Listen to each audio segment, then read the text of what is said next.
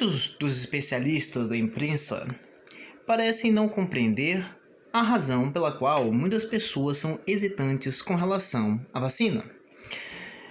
E eu acho importante que a gente inaugure essa discussão, que eu vou dividir ela em duas etapas. A primeira delas é por que as pessoas são realmente hesitantes quanto à vacina e por que as pessoas de direita deveriam repensar a sua posição acerca das vacinas.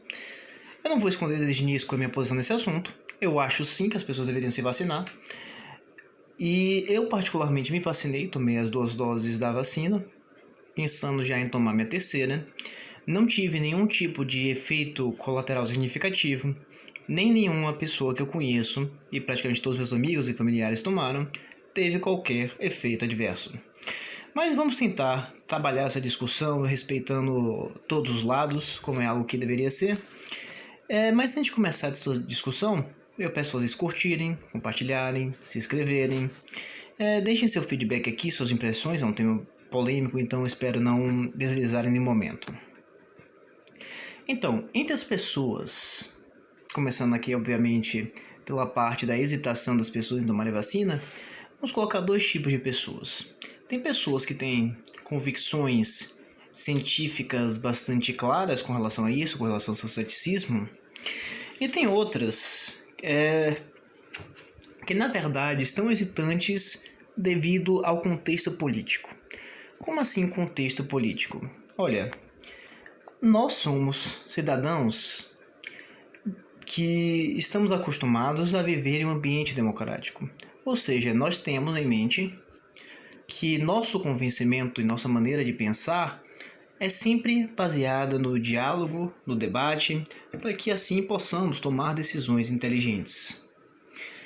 Só que, nos últimos anos, a população vem vendo aos olhos nus um verdadeiro ataque a esse ambiente democrático de debate sobre todos os temas, e por isso elas se sentem privadas, elas se sentem...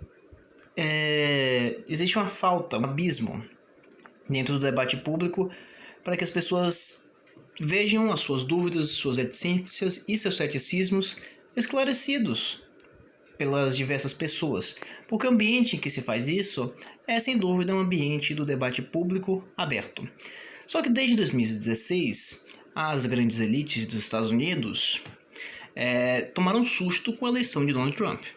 Eles não esperavam que isso iria acontecer e começaram uma discussão que para mim é uma discussão pouquíssimo saudável com relação a censurar as fake news das redes sociais. Então você começou essa ideia de que você tem que criar um departamento de Estado para ficar o tempo todo fiscalizando o que as pessoas postam ou deixam de postar. Simplesmente porque eles viram que em um ambiente de liberdade, um ambiente democrático, as pessoas vão escolher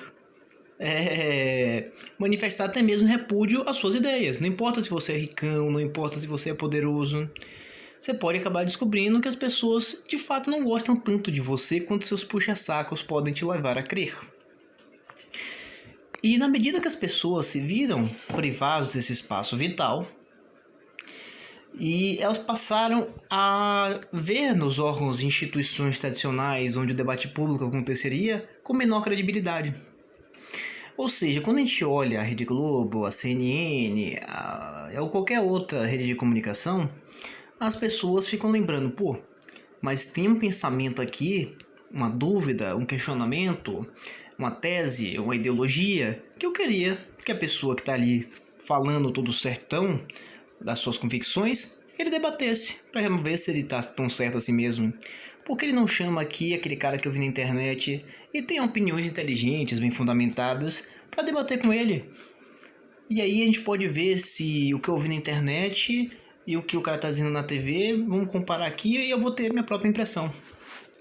Como as pessoas não têm isso, fica aquela impressão clara de que na TV as pessoas estão fazendo monólogo, nas universidades as pessoas estão fazendo monólogos, e agora cada vez mais nas redes sociais as pessoas estão fazendo monólogo. E o fato de que você não consegue ter esses ambientes comuns de diálogo e debate faz com que as pessoas possam se isolar em determinadas bolhas em que a interação mútua não acontece e suas posições podem se radicalizar. Ou seja, quem é a favor das medidas de contenção pandêmica, de lockdown e por aí vai, se tornou extremamente radical durante esse período pandêmico. Mas também devemos dizer que as pessoas céticas se tornaram extremamente céticas durante esse período, para além de qualquer razoabilidade. Nós vimos vários episódios aqui que honestamente são episódios que a gente deve lembrar como episódio de vergonha. Como naquele tempo que o pessoal estava dizendo que os caixões estavam sendo ocupados por pedras e que era tudo uma operação para enganar todo mundo, operação midiática.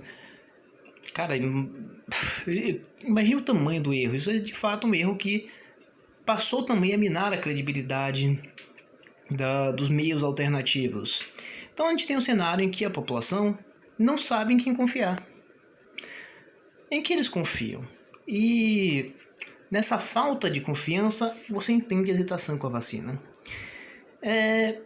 Olhando o debate da vacina, eu realmente prestei atenção em muitos lados e eu não vi nenhuma razão significativa para temer.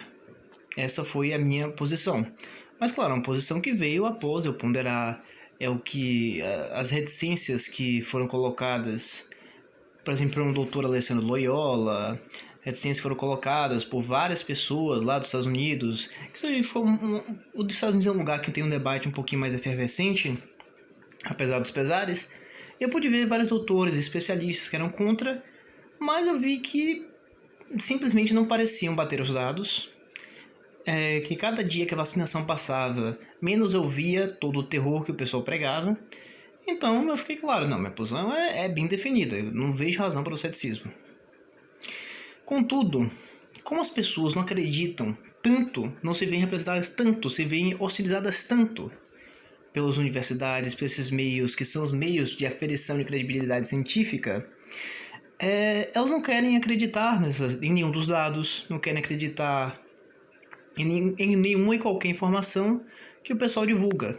E vamos convir, apesar de dizer assim a vacina para mim é confiável, nós temos que pontuar que por causa dessa histeria do pessoal a favor da vacina, da pandemia, fez no início, várias fake news foram propagadas que ajudaram a fazer certas instituições perderem credibilidade.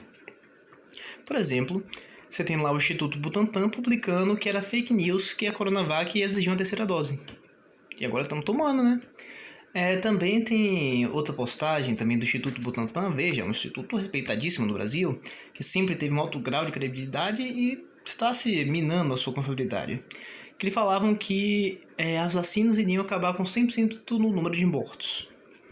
Quem acompanhou os dados de perto sabe que esse 100% era um 100% muito enrolado, não era bem 100%, não era isso sequer o que estava nos dados oficiais.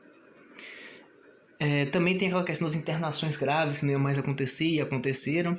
Então, as pessoas estavam ali criando uma série de mentiras e isso, quando as pessoas veem que são mentiras, elas se tornam hesitantes. Contudo, eu acho que as pessoas se tornaram hesitantes ao ponto que chega a ser patológico, porque tem algumas coisas que, após chegadas novas evidências, após a ponderação dos dois lados, dos fatos, análise, até mesmo do que aconteceu na vida de pessoal de muitas pessoas, você tem que sofisticar a sua opinião. Veja, vocês não precisam concordar comigo desde aquele meu primeiro vídeo que eu fiz, em que eu falava que a gente precisava ponderar isso com calma. Mas eu acho que agora, depois de tudo que aconteceu, eu acho que os dois lados têm um lugarzinho para sentar e repensar o que estão fazendo. Particularmente, eu acho que a direita perdeu uma oportunidade imensa com esse seu ceticismo com relação à vacina. Por quê? Cara, a vacina foi uma conquista que, ao meu ver, é uma conquista que muito tem a ver com o governo Donald Trump. O governo Donald Trump ele iniciou uma campanha chamada Operação Warp Speed, que era para dar dinheiro ao público americano, bilhões de dólares, para que as vacinas pudessem aparecer rápido. Então ele financiou pesquisas, organizou equipes, pressionou os médicos e conseguiu que as vacinas saíssem em um tempo recorde. Em um ano nós tivemos vacinas que foram eficazes suficientes para derrubar consideravelmente o índice de mortes por Covid-19. Então a gente deveria estar levando isso como uma operação de sucesso. Um grande direitista foi lá e encabeçou isso aí. E eu digo mais, As vacinas, as principais vacinas, as melhores, foram todas produzidas por empresas capitalistas. Então, basicamente, você tem um exemplo concreto para você esfregar na cara dos comunistas de que empresas privadas e o capitalismo podem servir para salvar vidas, para garantir o direito à saúde, que você não precisa ser socialista. E muito pelo contrário, o país socialista que nos causou o espalhamento do Covid foi exatamente a China. A China, sua má gestão do hospital de Wuhan, que era financiado também por dinheiro americano, claro, mas a administração chinesa era na China, e por sua mentira e na sua supressão de jornalistas, a China gerou uma pandemia global. Isso aqui é como se a gente estivesse vivendo, vocês já assistiram a série Chernobyl? A gente está vendo um Chernobyl global, um verdadeiro Chernobyl. Começou lá e a China mentiu para o OMS. Você vê ali, tem publicações da OMS dizendo por A mais B que coronavírus não iria transmitir de pessoa em pessoa. Tem vídeo desses governadores aqui do Brasil que se mostram super científicos falando, repetindo essa parada da OMS para autorizar carnavais no ano de 2020. Então, a gente tem que ponderar que a liberdade, a democracia, todos esses princípios e valores que são caros para o pessoal de conservador e de direita, foram exatamente o que estão salvando as pessoas na pandemia e não a censura. E não as mentiras, muito menos o socialismo. Você vê que os comunistas agora resolveram super enfatizar aquele hashtag Viva o SUS isso, o SUS aquilo. Mas você parar pra pensar, cara, o SUS é apenas a instituição que serve para nós administrar nossa saúde. Se o Brasil falhou no combate pandêmico, se tivemos 620 mil pessoas mortas por Covid, eu me pergunto aqui com a minha cabeça, o SUS não tem uma participação nisso? A incapacidade do nosso sistema de saúde não tem uma participação nisso? Esse é o modelo de gestão que precisa ser elogiado e louvado como se fosse a melhor coisa do mundo? Essa ideia de, mas o SUS é público, gratuito e universal. Veja, é público, gratuito e universal no papel. Primeiro que gratuito não é dinheiro de imposto. Mas tudo bem, está diluído o imposto entre várias pessoas, não necessariamente os pobres vão pagar. Tá bom, mas é universal? Você chegar agora no SUS, você vai ter um atendimento público, gratuito e de qualidade, ou você vai ficar numa fila esperando e não vai ser atendido? Será que você já foram em muitas das unidades do SUS? As pessoas estão fazendo esse Viva o SUS exatamente porque a própria direita não assumiu o seu papel de estudar com seriedade no sistema de saúde, compreender, dar propostas concretas e saber valorizar um trabalho muito bom feito por um direitista que harmonizou o esforço de empresas privadas e do Estado. Foi a harmonia que teve Donald Trump com as grandes empresas lá dos Estados Unidos. Aí vai te divulgar conspirações paradas. Eu vi várias, sim, eu vi o que o pessoal publica do Project Veritas, do pessoal da Pfizer. Mas, porra, eu vejo a maior parte dos vazamentos, eu não me impressiono, assim. O que é que tem de mais do que o pessoal falou? Então, por todas essas razões, eu entendo que a gente não pode divinizar o mercado, não pode divinizar as coisas. Que a gente pode ter reticências? Pode. Não tem um problema que tenha reticências, mas que ao menos a gente olhe para os dados e para os fatos com seriedade, com honestidade, não para legitimar nossas próprias posições prévias, nem mesmo para alimentarmos o nosso ego, alimentarmos que nunca erramos, mas não, olhe para os dados com quem está olhando responsavelmente para um debate que implica na vida e morte de várias pessoas e até mesmo das famílias de vocês que estão aqui me acompanhando. Veja, uma diminuição tão substancial no número de mortos, da média de mortos, é algo que a gente tem que ponderar. E não adianta nós pensarmos só na proteção dos direitos fundamentais sem pensar que a única ameaça a esses direitos fundamentais não é somente o Estado, mas também a natureza. Antes do Estado ser tão opressivo, a natureza era o que limitava o poder do homem. Tem até uma frase do Hegel que é a seguinte, que diferencia o estado de natureza da civilização, que ele diz que a liberdade é a liberdade do homem sobre si e por si. Peço perdão se eu não estiver citando corretamente. Que assim, o homem antes era limitado pela natureza, por causa que ele não conseguia se proteger das chuvas, dos intempéries, das pestes, dos mosquitos, mas com a civilização ele passa a conseguir se proteger.